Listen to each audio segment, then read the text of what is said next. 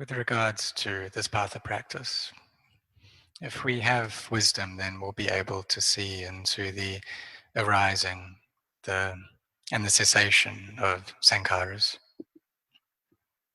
And so, like the body, these forms that all of us have, they're of that nature, and also the nama, the mentality, whether it's the emotions we feel, or our memories, or our thoughts, and the proliferations that we have.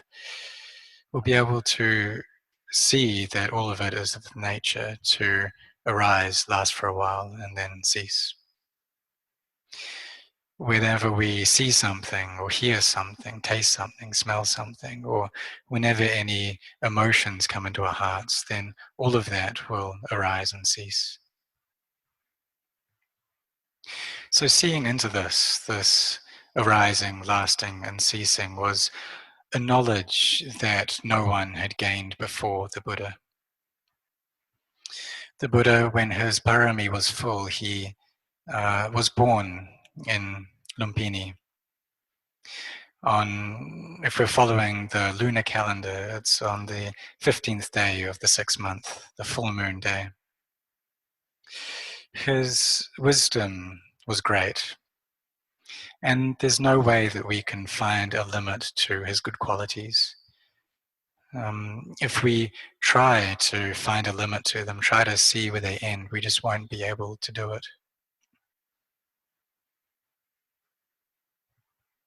And if we were to try to praise the Buddha and praise his virtuous qualities, even if we were to do that for 1,000 years, it still wouldn't be enough to honor that fully. If we were to spend all our life praising him, it wouldn't be enough. That's how much goodness he has. So when the Buddha was born, it was a bodhisattva. He was born, and was born as the Prince Siddhartha. It was a human birth that he took, but he wasn't a normal human. He was a supreme human. He had the body of a human, just like us, but he was special. He had higher parami than anyone else, more parami than any humans, any devas, any brahmins. His compassion and his wisdom was full.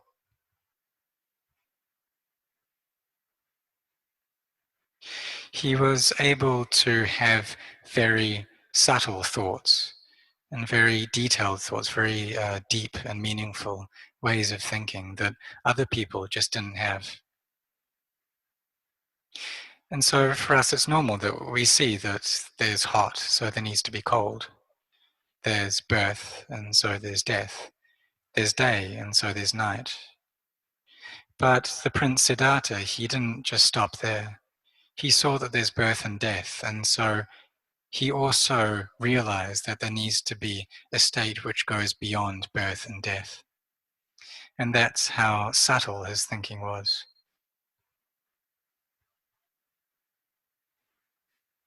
He was able to think in this way because of the great parami that he had developed, because of his great wisdom that he had built for many, many lives.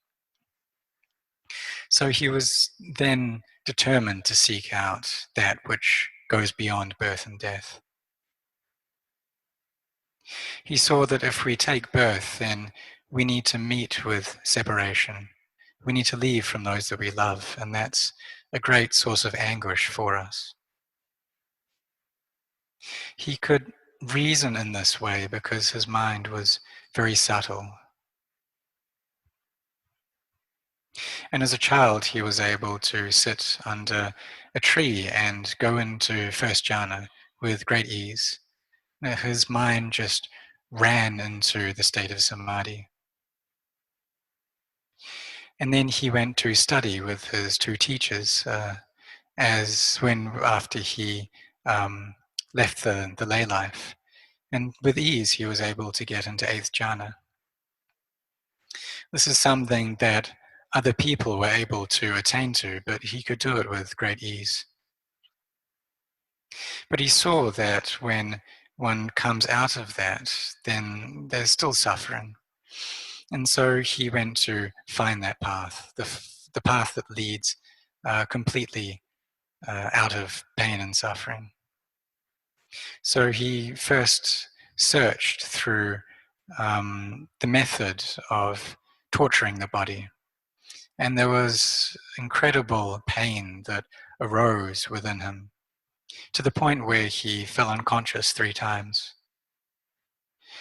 If it was a normal human being, they wouldn't be able to take it. They would die because of that pain. But because Prince Siddhartha was a special being, he was able to torture his body to that degree and not die. So he went without food for a long time, until he knew that he needed to take some nutriment. And so some rice was offered to him by the lady Suchada under a banyan tree. And so he took that rice and he ate it. Suchada's servant thought that he was a deva sitting there under the tree. And so she then told Lady Suchada, who came to offer him rice. And he explained that he was practicing the path that leads to the highest Dhamma. She in turn asked for, through the goodness of her actions of offering this rice, to be successful in her aims as well. He then went to the river and put a gold tray onto the water and made the determination that if this gold tray flows against the current, then that will be a sign that I'll meet with success. And that happened. This tray went against the current of the water. So he had great confidence then that he would succeed. He then crossed the river and went to sit under the Bodhi tree facing to the east. And as he sat there, then he fought with Mara's hordes as they came to attack him. And he sat there and fought with them until he completely defeated them. His mind then gathered together into samadhi, and it went into first jhana all the way to fourth jhana. And as he came out of that absorption, knowledge arose within him, the knowledge of his previous lives. And he could look back over tens of lives, hundreds, thousands, millions, billions of lives. It went back on forever. And he could see into all of them, to know what had happened in all of those lives, all of those births, was able to recollect all of it. And this is the ability that a bodhisattva has. During the second watch of the night, again he went into jhana, and then as he came out, knowledge arose into the passing away and re-arising of beings. So he could see that some beings, they died as humans, and then they went up to the Deva realms. Some went up to the Brahma realms, and some fell down to lower realms. And there was this constant cycle going on of birth and death. But you could see the causes that produced these lives, that made people get born into certain states. And he saw that all beings follow their karma, they follow their actions. And he saw this with crystal clarity. So he contemplated into this, into the nature of karma, the karma of beings, and how we all follow our actions. And before that, he had realized his previous births that went on without any limit. And so this was insight into the nature of samsara, into this cycle of birth and death, and how much pain and suffering it is. That we all follow our karma, and that leads us on to suffering. So he then contemplated into the nature of birth and of karma, and asked why it is that this comes up. Why is it that we get born? Why is it that we suffer? And he found the answer was avijja, ignorance. And there's this process that goes on, this process of 12 dhammas, that there's vijja, and that in turn causes vedana, which causes tanha, and then upadana, and then becoming, birth, which is a cause for us to suffer. So this is the process of dependent co-arising that happens within our hearts, that causes us to get born. So when he had clear insight into the nature of these 12 dhammas and how they interact, he could see that it's delusion that causes all the problems. It's delusion that makes us suffer. So having wisdom into the nature of delusion and what that causes us, then he was able to destroy that delusion. The delusion that there's me and mine, the attachment to physicality and mentality as being a self. He could see that it's all just of the nature to arise and cease, and there's no true self to be found there. His mind then became pure through the destruction of the kilesas and the asavas, the outflows, and he had succeeded in the goal that he wished to attain. So this was a second birth that he took under the Bodhi tree. His birth as a Samma Sambuddha, a perfectly self-awakened being. The first birth that he took was his birth into flesh and blood, as a human being. But a human that was higher than any devas or any Brahmins. But the second birth was his birth as the Buddha, as a self-awakened being.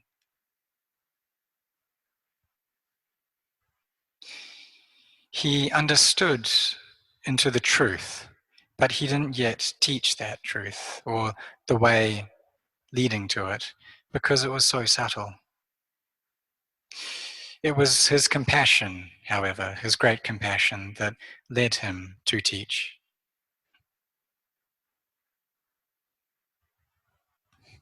So this day of Visakha Puja, which is coming up, is the day when we recollect the birth of the Buddha, his awakening and his Nibbana.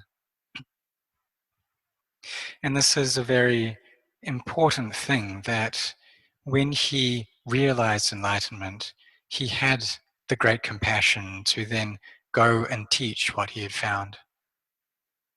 Because if he didn't teach that, then where would we be? We'd just be stuck in this whole cycle of self and all of the suffering that that causes us. But he told us the way, this path that leads out of the cycle of suffering. And so he turned upright that which was downturned, and he shone light onto the path so that all of us could see. We can see the way to walk the path correctly. So the Buddha shone the light of the Dhamma into our hearts and into the hearts of many beings until they were able to become Savaka Buddhas, Buddhas who are like the disciples of the Buddha. They saw for themselves into the Four Noble Truths, following what the Buddha had realized. They were all able to develop their hearts so that they could attain that state of awakening. They knew into delusion and knew the nature of attachment that overwhelmed the heart, but they were able to get themselves out of it. And so if our hearts are dark, but there's a light that shines into them, then we'll be able to see into the nature of not self, thus attaining to the Dhamma. We'll be able to perceive how all phenomena arise, last for a while, and then cease. And that all of the feelings of me and mine are just temporary feelings in our hearts. and all of the thoughts that we think, whether they're good thoughts, they're bad thoughts. We need to go beyond them. We need to practice to be above them, to be above good and evil, to go outside of birth and be beyond death.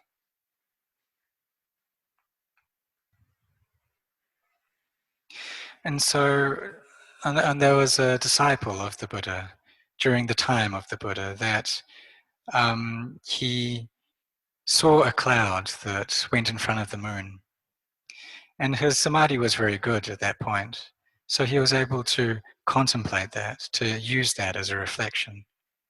And he saw how all of the aramanas, all of the moods and the mental objects that we experience, they likewise obscure our hearts and they cover over our hearts. But they're only temporary and they leave eventually.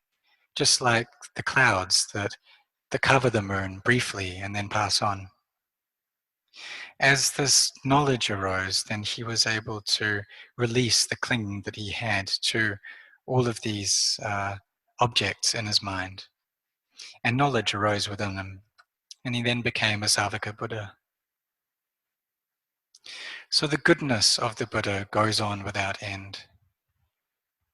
And if he didn't become enlightened, then no one would know this path, would be able to point out this path that leads to the end of suffering. There would just be this constant spinning around in the cycle of birth and death, on and on forever. We get born countless times, and there just isn't an end to the process. There's no perceivable end to samsara. It just goes on and on and on. The spinning around constantly, between birth and death, a constant going on, experiencing old age and sickness as well. And this is a process that happens not only physically, but it happens mentally as well. And just within the space of one day, this process of birth and death happens all the time. Attaching to things as being me and mine, seeing things through the light of ego. And whenever we see something, whenever we hear something, whenever we smell or touch, then we'll see that as being me and mine. So we then need to rely on the wisdom of the Buddha to be able to take us out of this confinement of self that we find ourselves in. But that's not easy. It's not an easy path. So at the beginning, we start off with the practice of dana and sila, of generosity and virtue. We also need to have great forbearance as well, because at times it's very difficult. Sometimes the level of our mindfulness just isn't enough. And sometimes there's all this strong feeling of self, all of these moods of love and hate and fear, they come up very strong. And we attach to all of them as being mine. We see it all as just being self. So we then need to tell ourselves, we need to inform ourselves that these things are a cause of suffering. But even if we do that, even if a mood comes up and we attach to it, and we tell ourselves, this is just going to cause suffering, don't go and attach. Our minds still attach all the same. They don't listen to us. Because that clinging, upadana, is so fast. It's just like falling from a tree. When we fall, the strength of the earth's gravity pulls us down really fast until in just a flash we hit the ground. But clinging, upadana, it's even faster than that. It pulls us right into the realm of self. So when we come to study the Dhamma, none of us want to have defilements. We all know that greed, hatred, and delusion are bad things. We want to be freed from them. We want to attain purity in our hearts, just like the Arahants have. But it's not our wanting that extracts the kilesas from our hearts. It's not just because we want something that we'll get it. And it's actually the opposite in this path of practice, that we want to be freed from suffering, but if there's a lot of desire there, that'll just increase our suffering. So then, so we come to engage with this path of practice, and we want to get out of suffering. So we need to put in effort, but not do that with too much desire. We don't have effort through wanting. So we need to have the mindfulness there in order to counteract that tendency and to know a sense of enough. And if we don't have a sense of enoughness, then we need to endure, have a lot of endurance. As we practice, we cultivate this path, then one day we'll have to be able to gain mindfulness and the stability of mind. Our minds will eventually gather together and become very firm in samadhi, and wisdom will have to arise one day. This arising of wisdom is the understanding that conditions are of the nature to arise and cease. And this is inner knowledge that arises in our hearts. Seeing that form, or these bodies, they're not me, they're not mine. There's no self there, there's no other, there's no being, there's no animal. So this is the arising of knowledge through wisdom. If we follow this path that the Buddha taught and his awakened disciples taught, and we keep going, we keep walking it without stopping, then we'll have to see the Dhamma. It can't be otherwise. Ajahn Chah taught that there's water in the ground. And so if we carry on digging, then one day we'll have to meet that water. We'll have to find it. And once we've found it, we can then use it to be a benefit for our lives. So if we carry on cultivating this path, putting in effort without stopping, following the way that the Buddha taught, this eightfold path of Sila, Samadhi, Panya, this path that the Buddha found and taught us, then we'll be able to destroy the kilesas for sure. We'll be able to realize the state of inner awakening for ourselves. Because when we've extracted delusion from our heart, then that's what's left, is the state of awakening.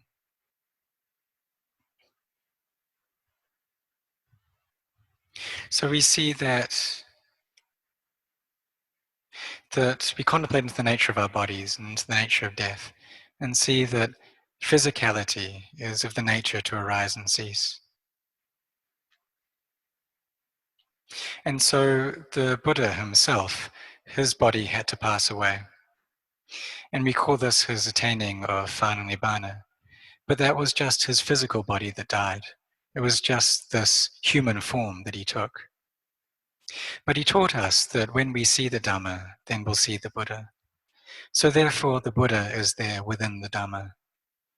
And for all of us, whenever we see the Dhamma, then we'll see the Buddha. And this is his Dhamma body that we're seeing, his true body. So whenever we practice correctly, then we'll be able to find the Buddha. And it doesn't matter which country we're in, whether we're in Thailand or overseas, we can all walk this path of practice just the same and see the Buddha, because he's always here with us. He hasn't gone anywhere. So for all of us, we should practice following this path of Dhamma and put an effort into this path. As Visakha Puja is coming up soon, we should practice and offer our practice to the Buddha as homage to the Buddha.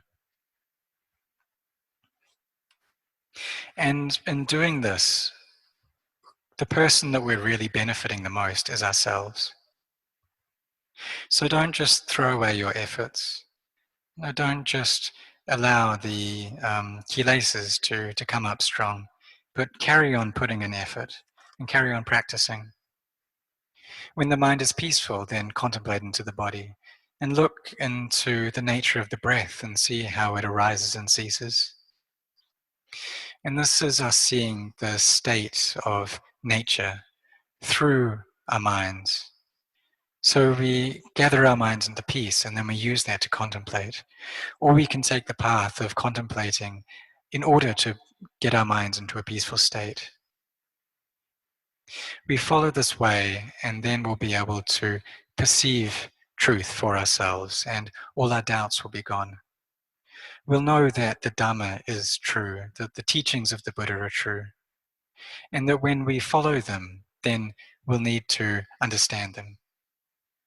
So seeing that these teachings are true, then we in turn need to be true to those teachings.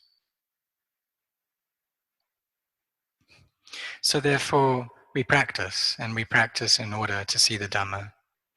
And everyone, whether they're lay people, whether you're monks, whether you've ordained or not, then be intent in this practice. And if you have that intent there, if you're wholehearted, then you will be able to succeed in the Dhamma.